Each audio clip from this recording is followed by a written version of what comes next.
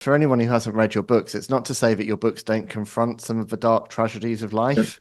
Mm. And even, throughout the number one Ladies Detective agency series, for example, there are many points where the main characters face many hardships and Yeah. bereavements and depression, and you confront lots of difficult, real Yeah. challenges. So it's not like you're writing books that are just devoid of the real world and the ups and downs we all face, but Well, there's a perspective that's bestowed upon it, isn't it?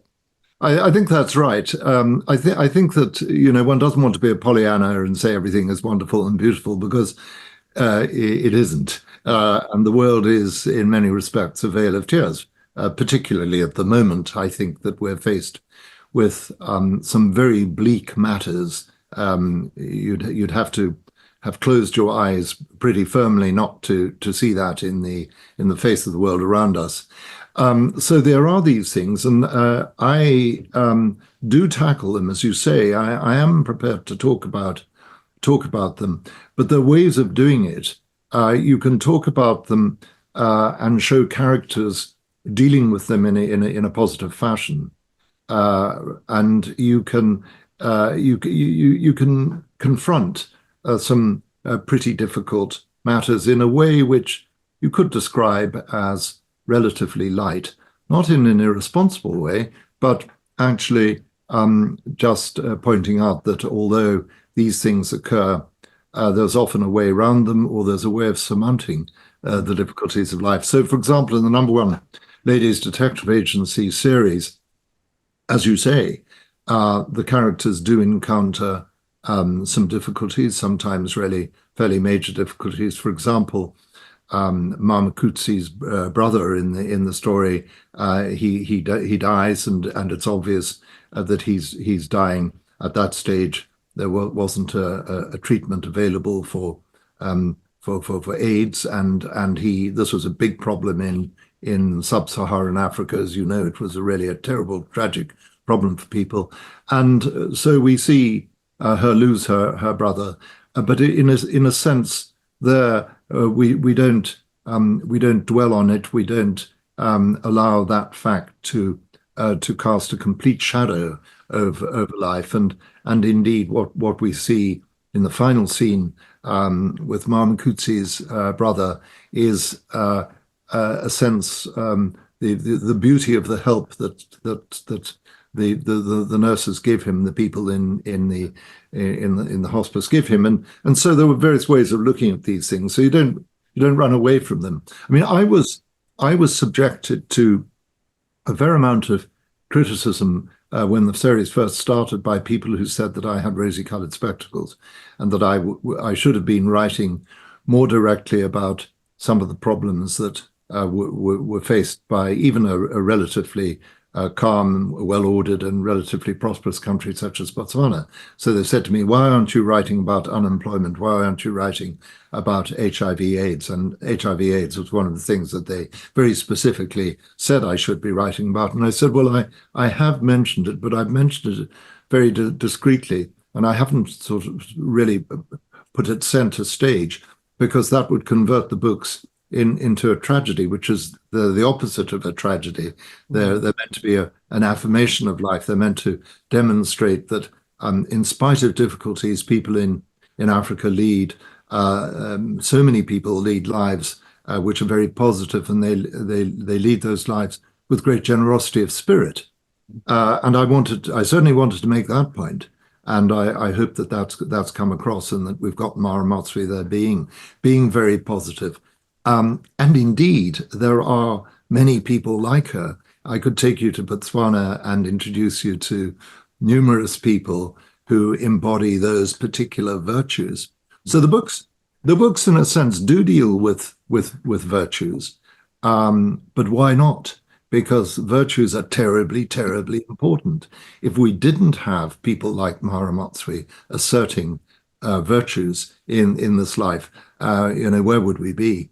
Yeah, and absolutely. And as you say, we're such a polarized world these days, aren't we? And it feels like if you're not careful, you just get sucked into the gloom of the news agenda. But there's so many good people out there doing good things for others. We don't hear about Absolutely, them. Absolutely, absolutely, and it's that's a very important point in the way in which people from outside the African continent look at Africa. They can be very uncharitable in their view. They can say, "Oh, well, there's just a whole series of problems and difficulties, etc.," which is tremendously unfair to all the people who, as I say, are doing great things in their countries in Africa, where progress is being made left, right, and centre, and all sorts of, often against the odds. But that's a story that I think needs to be told, and it would apply anywhere. I mean, you could apply the same approach to Scotland. You could look at Scotland, where I live, and you'll say, "Oh my goodness me, we've got a lot of problems," and we have got problems. We've got problems, for example, of child poverty, which is a major issue. We've got problems of terrible problems of very high drug abuse related deaths. We lead the way in that respect. Is really awful.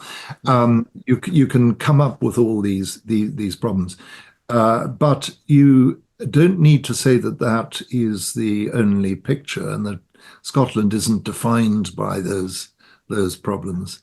Those problems exist, but we need to bear in mind the very positive aspects of Scottish culture, the things that Scotland gives the world, the music, the joy, the poetry, the inventiveness, everything.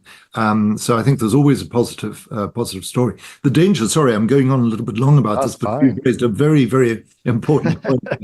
The danger is that we become too used to focusing on the negative, too used to focusing on violence and confrontation and aggression.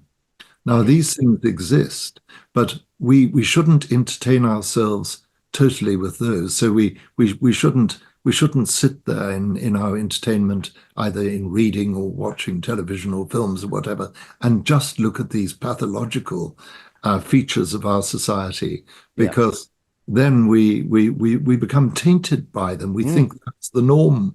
The norm is to be violent and aggressive towards other people. That's not the norm, actually. Most people want to be I suppose, helpful to others. Most people want to celebrate life rather than dwell in those dark regions. And the other point you raise there, which is very interesting when you talk about division. I mean, we have become terribly divided societies at so many levels. People have stopped listening to what the other side is saying, and we say you're beyond redemption. We're not interested in what you have to say. Whereas in fact, the person who disagrees with you has probably got a strong sense of the good, and strong sense of what we should be doing and we should be aiming at. It's just perhaps a different one from one's own, or differently expressed.